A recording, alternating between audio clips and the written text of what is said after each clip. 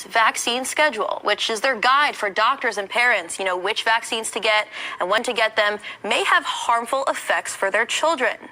Joining us to discuss this is Dr. Shiva Ayyadurai, a scientist who holds 4 degrees from MIT, including a PhD in biological engineering. He spent decades researching the immune system and is an advocate for medical safety. Now, Dr. Shiva, I want to start here. This study says that when it comes to aluminum, the CD schedule essentially recommends 15.9 times the recommended safe level. So what are the neurological risks of this kind of exposure to these levels of aluminum when it comes to children?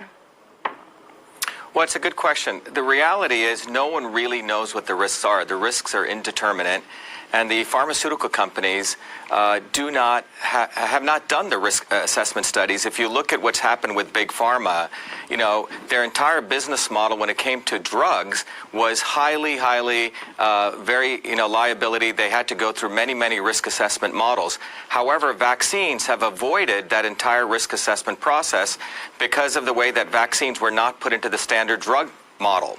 So they've avoided risk, and because of the 1986 ruling with the vaccine courts, there's no liability. So when you fundamentally think about it, pharma companies with the old drug model were losing money, where it had high risk, high liability, but vaccines, there's no risk and no liability.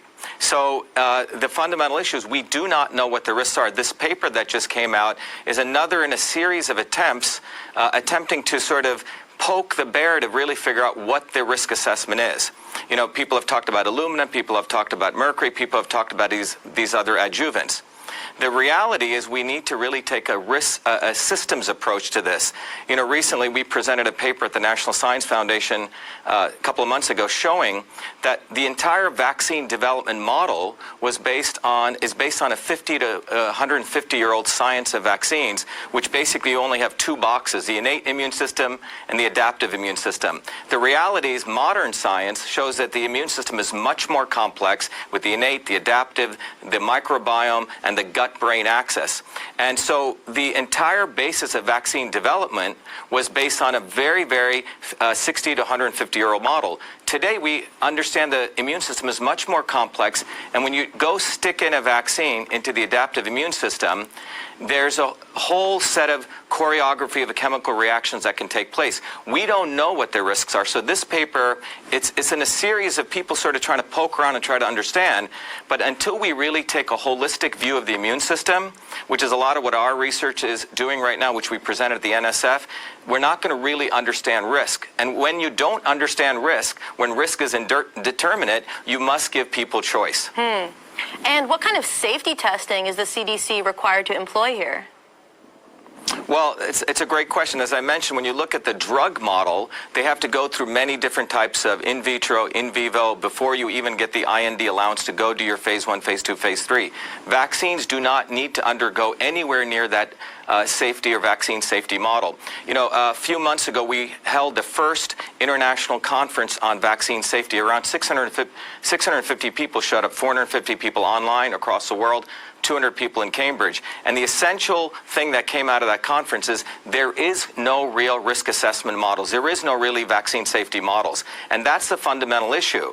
And again, it comes down to the point that big pharma sees vaccines as an amazing market opportunity for them because there is no risk for them because if there is, someone wants to sue them, they have to go to the vaccine courts, which is where we as the American taxpayers pay for the liability. They're shielded from that, and at the same time, they don't have to show any risk because the entire process of vaccine development is very different than the drug development model. So it's a phenomenal opportunity for pharma. In the U.S., we've been seeing a lot of news coverage about measles outbreaks and kind of like more of a hysteria take where they say like, oh, maybe you don't want to vaccinate your children, but then you're endangering my children. So what's your take on this debate between, herd immunity versus natural immunity? What does the science show? Yeah, you've hit upon a very important question. When I presented at the National Science Foundation this new theory of the immune system, which shows that you have For example, if I happen to sneeze on you, right, your innate immune system first kicks in. Let's say I had measles.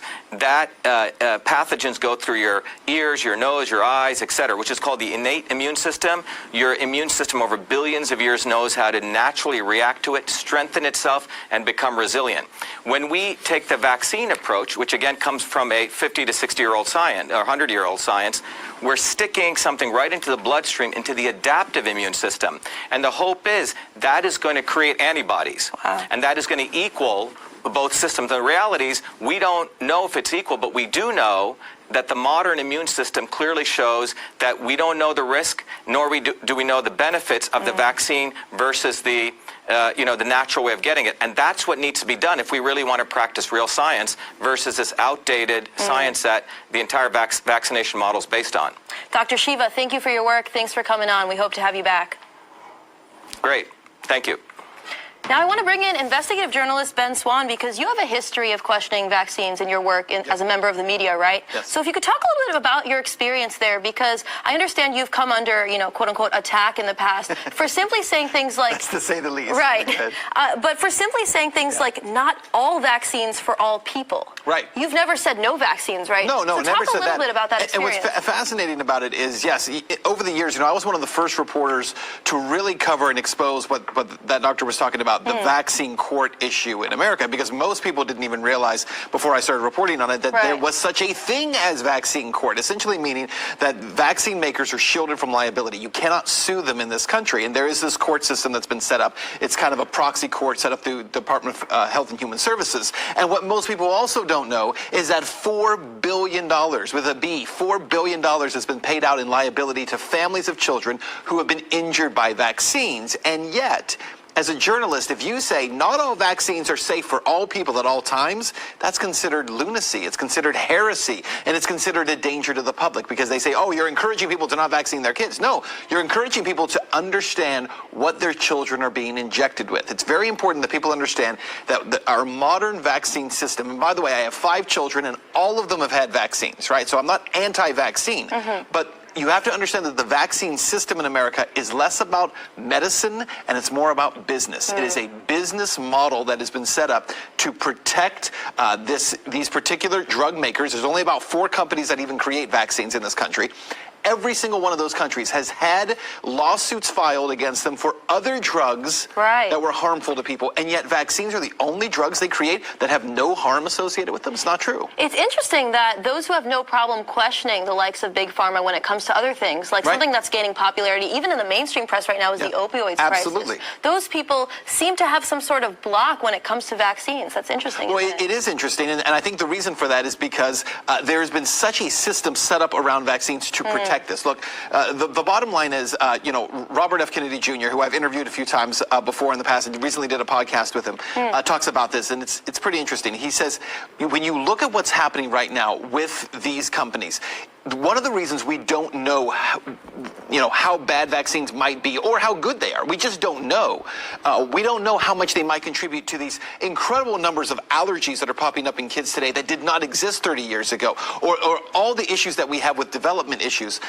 The reason we don't know is because they are shielded from liability, there can be no lawsuit, which means there can be no discovery. There's no process for going through discovery. And it's also important to understand, I know we're short on time, that when it comes to the issue of information, getting information, as a journalist, it's very hard to put out this information because big tech censors a lot of this. Facebook censors it.